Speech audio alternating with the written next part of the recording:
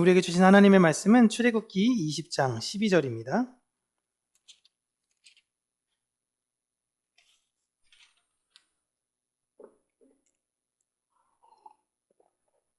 우리 함께 읽도록 하겠습니다.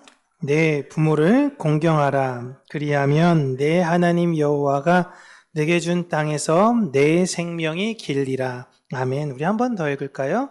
내 부모를 공경하라. 그리하면 내 하나님 여호와가 내게 준 땅에서 내 생명이 길리라. 아멘.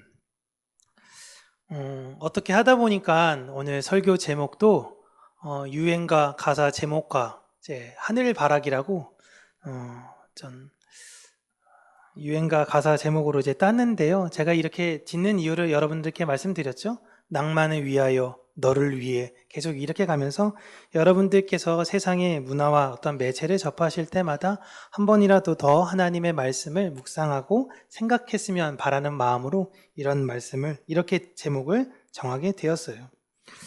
여러분, 하나님은 나의 아버지이십니다. 나는 하나님의 자녀예요. 그쵸?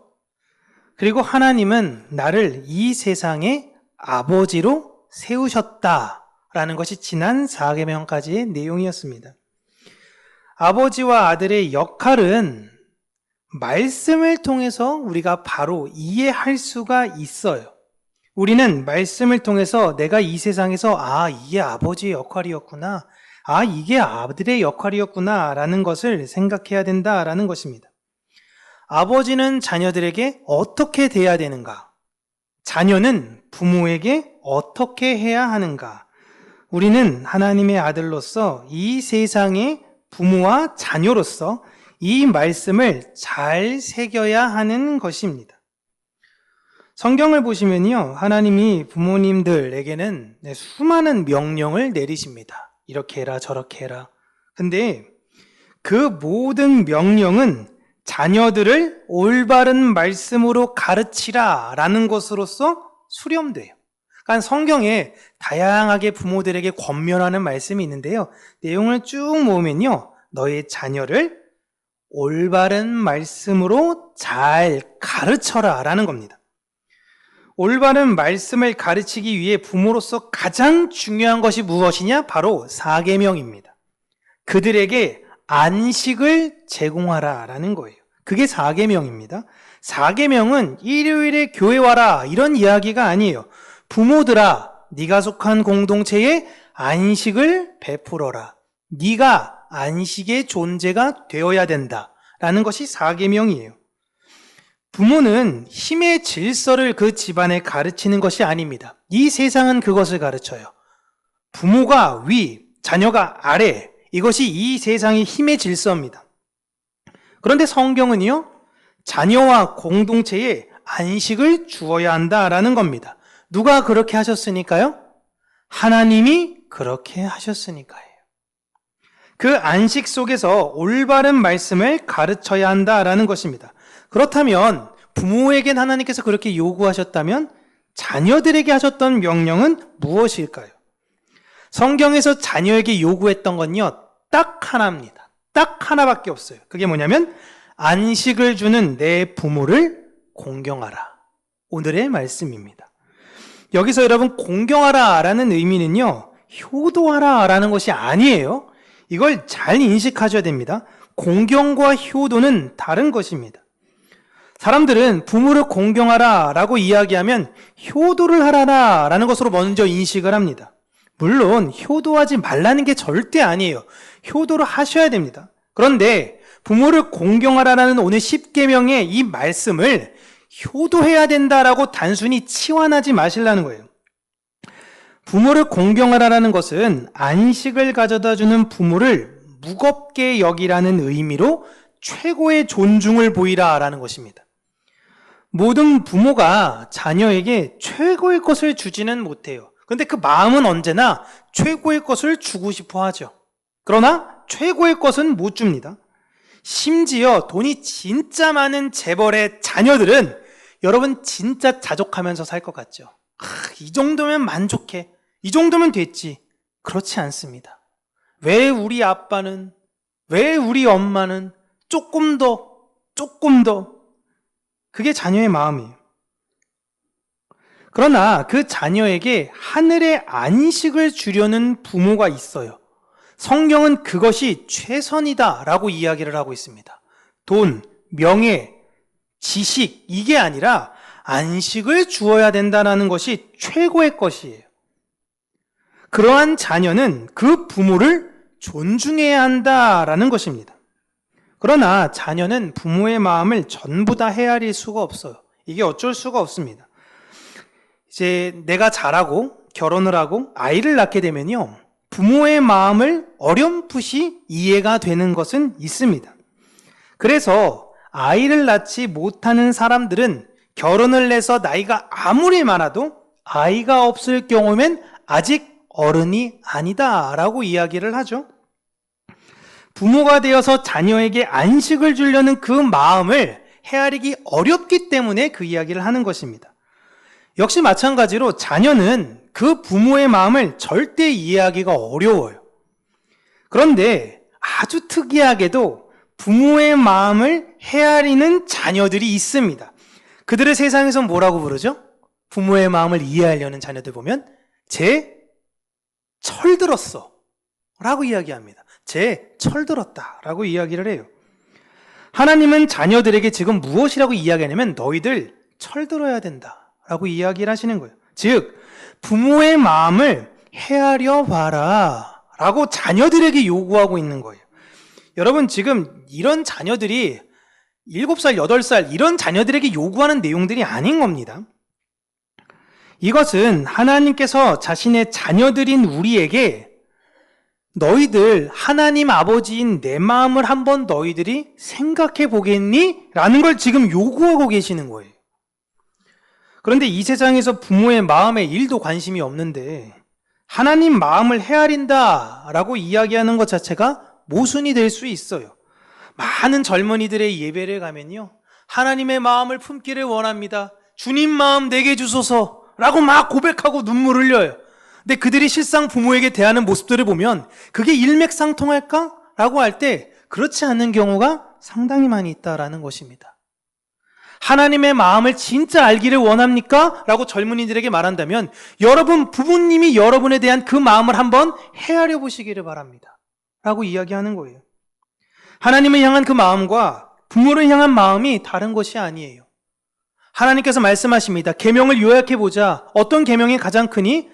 하나님을 사랑하라. 둘째도 그와 같으니 이웃을 내 몸처럼 사랑해라. 둘째가 그와 같은 거예요. 하나님 그 마음 주세요. 그렇다면 내 부모의 마음 또한 헤아릴 줄 알아야 된다라는 것입니다. 제가 5계명까지의 구조를 짧게 다시 한번 여러분들과 요약하면서 살펴보려고 하는데요. 1, 2, 3, 4, 5계명은요, 두 개로 나눠서 1, 2계명과 3, 4, 5계명으로 나눌 수 있는데요. 1, 2계명의 중요한 내용은 신은 누구냐라는 겁니다. 신은 누구냐? 신은 오직 하나님밖에 없다라고 이야기하시고 하나님만을 믿는 자들에게는 2계명에서 천대의 복을, 하나님을, 여러분 중요합니다. 하나님을 다른 신처럼 믿는 자들은 3, 4대의 저주가 있을 것이다 라고 말씀하셨어요. 다른 신을 믿는 게 아니에요. 하나님을 믿냐 다른 신을 믿냐 이게 아니라 하나님을 믿어야 되는데 그 하나님을 다른 신들처럼 믿으면 안 된다라고 2계명에서 가르치시는 거예요. 하나님은 완전히 다른 분이십니다. 그렇기 때문에 기독교는 종교가 아니다라고 이야기하는 거예요. 그렇게 하나님을 믿는 가정은 그 믿음을 다음 세대에게 전하기 때문에 천대까지 오랫동안 이어가지만 그렇지 않는 가정, 하나님을 다른 신처럼 믿는 그 가정은 지금 잠깐 잘 되는 것처럼 보여도 얼마 지나지 않아 무너지게 될 것을 하나님께서 말씀하신 게 1, 2계명입니다. 이어서 3에서부터 5계명을 제가 이렇게 정리해드리면 글씨를 제가 키웠다고 생각했는데 더 작아진 것 같네요. 3계명이 뭡니까? 하나님의 이름을 함부로 부르고 댕기지 마라 라는 겁니다. 이건 자신의 아들에게 자신의 이름을 바르게 가르치는 아버지, 우리 가문에 대해서 가르치는 아버지, 우리의 가문의 핵심은 복음으로 사는 것이다. 그런 아버지의 이름, 가문의 명예를 위해서 사는 아들, 이 관계를 이야기하고 있는 것이고요. 4계명, 안식일을 기억하여 거룩하게 지켜라. 자신이 속한 공동체에 안식을 줘야 하는 부모의 역할을 이야기하고 있습니다. 그리고 5계명은 자녀들은 안식을 주는 부모를 존중하는 자들로 그들이 땅에서 장수하게 된다라는 것을 이야기하고 있어요.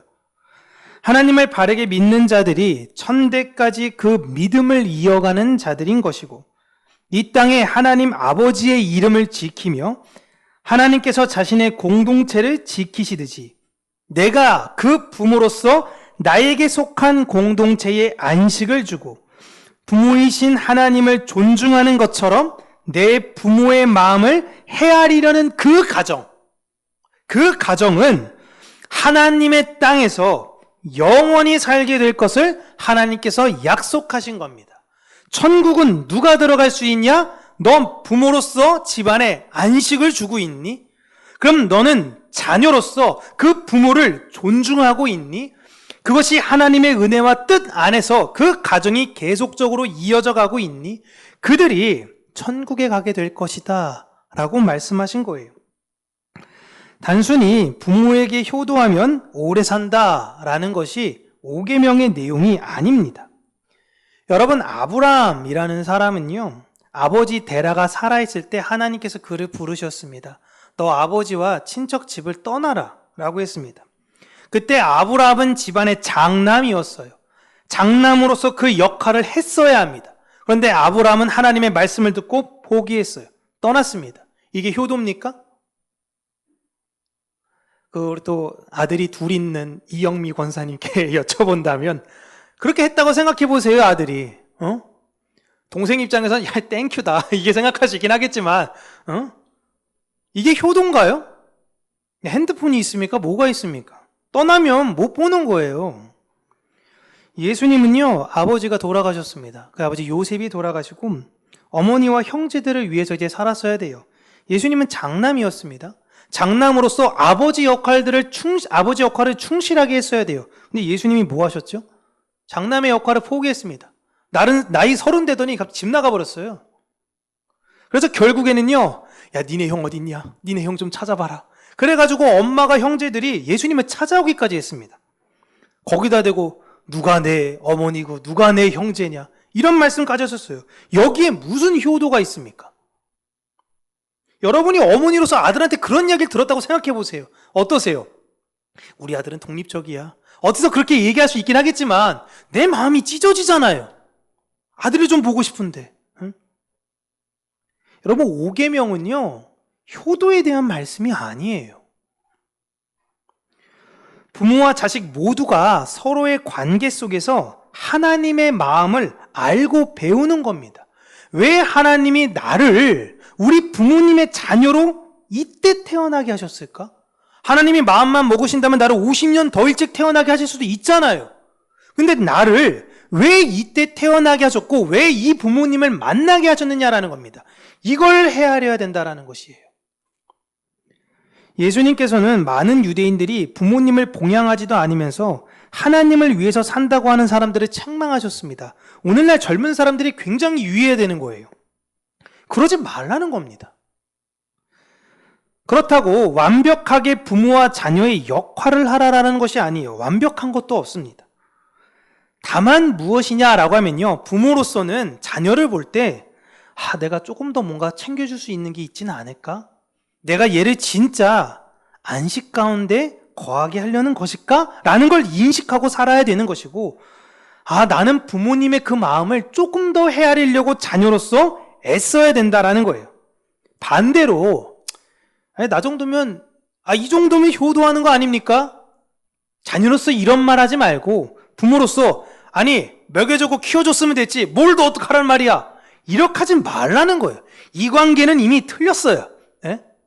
서로가 서로를 사랑할 때에 내가 무언가를 조금 더 주고 싶고 무언가를 나누고 싶고, 그게 부모와 자녀와의 관계여야 되는 거예요. 연인도 마찬가지 아닙니까? 서로를 볼 때에 야, 이 사람 집에 좀 돈이 많으니까 이 사람이랑 결혼해야겠다. 이 사람 차가 좋으니까 이 사람이랑 사귀어야겠다. 이거 이미 틀린 거 아닙니까? 이 사람이랑 함께 있을 땐 내가 너무 편해요. 그게 뭐예요? 안식이에요. 내가 이 사람이랑 있으면 맛있는 거 먹지 않고, 내가 이 사람이랑 있으면 좋은 거 보지 않고, 난 그래도 이 사람이랑 있으면 좋아요. 난 이 세상 살아갈 때에 어려운 일을 내가 분명히 마주하게 될 건데, 이 사람이랑 함께 있으면 이겨나갈 수 있어요. 이게 사랑이에요. 부모와 자녀도 마찬가지인 겁니다. 교회에서 슬로건처럼 매번 하나님의 마음을 합시다. 하나님의 마음을 품읍시다. 하나님의 뜻을 찾읍시다. 라고 하는데, 부모님의 마음을 생각하면 되는 거예요. 하나님의 마음을 품읍시다. 내가 내 부모에 대한 마음이 어떤가? 그런데 내가 부모님을 생각하는 모습을, 내가 부모님을 그 애틋하게 내 마음 가운데 어떻게 하면 그분을 존중하고 싶은가, 그 마음을 누가 보냐면 내 자녀가 봐요.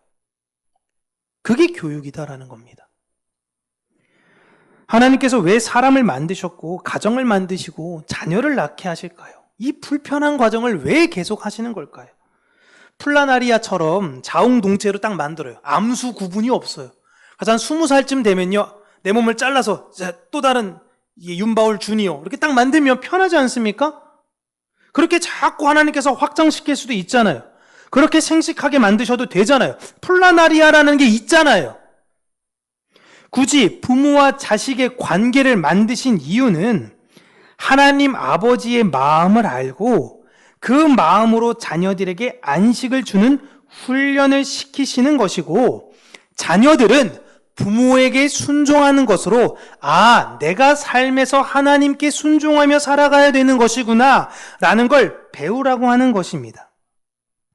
고로 하나님을 믿는 자들은 자녀에게 삶의 여러 가지 방법으로 하나님 마음을 전달해 줘야 되는 것이에요. 많은 분들이 10계명, 5계명을 거론하면서 자녀들에게 순종할 것만을 의무로 말합니다. 제가 예전에 만난 나이 드신 분 중에서 성경 말씀 아무것도 못 외우는데 요것만 외우는 어르신을 봤어요. 야, 성경에 써있다며 부모에게 순종해. 그분 교회 안 다니십니다. 자녀들은 교회에 다녀요. 부모에게 순종하라고 써있잖아. 이건 기가 막히게 외우고 계세요. 근데 그 앞서서 얘기하시면 돼요. 어머니, 4계명에선 부모는 자녀들에게 안식을 줘야 한대요. 그러면 하면서 불편해하시긴 하겠죠. 부모는 먼저 된 자로서, 하나님을 먼저 한 자로서 자녀들에게 안식을 주어야 합니다. 자녀는 부모와 함께 있을 때 안식을 누려야 돼요. 막 부모 눈치 보고 숙제 안 했으면 또 맞을까 봐 막 무서워하고 막 그것이 아니라, 내가 다른 어디 가서도 내가 때로는 무시받고 멸시받고 내가 그럴 수 있긴 하겠지만, 내 집에, 내 가정에 들어갈 땐 내가 그 안에서 안식을 누릴 수 있다라는 믿음과 신뢰가 있어야 된다라는 것입니다. 그러한 자녀들은 부모님을 순종함으로 존중하셔야 된다라는 겁니다. 부모와 자식은 상호적 관계지 일방적 관계가 아니에요. 교회는 이 땅에서 하나님의 이름을 지키며 살아가는 존재입니다. 이것이 하나님 사랑이죠. 그리고 이게 3계명입니다. 그리고 나에게 안식을 주신 내 부모의 마음을 헤아리며 사는 것, 이웃을 사랑하는 게 4계명과 5계명의 내용인 것입니다. 그렇게 이웃 사랑의 모습을 잘 살아내는 우리 평강교회가 되었으면 좋겠습니다. 마지막으로 에베소서 우리 6장 1절과 4절 말씀 같이 읽고 설교를 마무리할게요. 함께 읽습니다. 자녀들아, 주 안에서 너희 부모에게 순종하라. 이것이 옳으니라. 또 아비들아, 너희 자녀를 노엽게 하지 말고 오직 주의 교훈과 훈계로 양육하라. 아멘. 기도하겠습니다. 살아계신 하나님 아버지, 우리가 이 세상을 살면서 하나님의 마음을 품고 살아가는 자들이 되기를 원하고, 하나님께서 우리에게 주신 그 마음으로 말미암아 우리 가정 안에, 내가 속한 공동체 안에 잘 실천하기를 간절히 원합니다. 특별히 부모에게 순종하라 라고 하나님께서 말씀하셨고, 그 부모를 내가 지금 존중하고 있으며 내가 그 부모를 어떻게 생각하고 있는가 다시금 생각하며 하나님을 온전히 바라보는 그 마음으로 말미암아 내 부모에게 때로는 힘들고 어려울 수 있긴 하겠지만 순종의 마음을 허락하여 주셔서 내 부모를 통하여 하나님의 마음을 배우고 알아가는 내 인생이 될 수 있도록 하나님 은혜 허락하여 주시옵소서. 우리의 가정이 주님의 은혜와 사랑 안에서 안식이 넘치는 가정이 되어지기를 소원합니다. 언제나 하나님의 은혜와 사랑을 바라보며 믿음으로 살아가는 그러한 가정이 될 수 있도록 은혜를 더하여 주시옵소서. 예수님 이름으로 기도합니다. 아멘. 우리 찬송가 278장 우리 함께 찬양 드리고요. 축도로서 예배를 마치겠습니다.